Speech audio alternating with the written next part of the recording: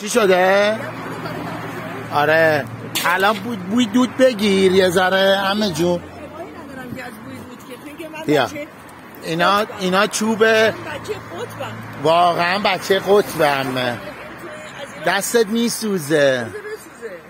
آخ جان به سلامتی مبارک باشه. بمون اینجا عمه جون چیز کن.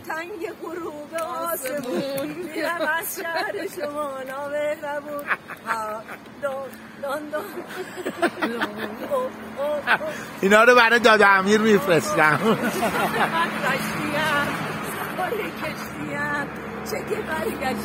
اینا رو برای دادا امیر میفرستم حال کنه.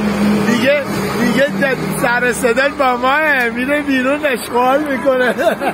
با اسلام میره بیرون به زنده کوب میره بعد زنگ میزنه آمریکا از من چی سر صدا. من دیگه نمیبینه. آره خدا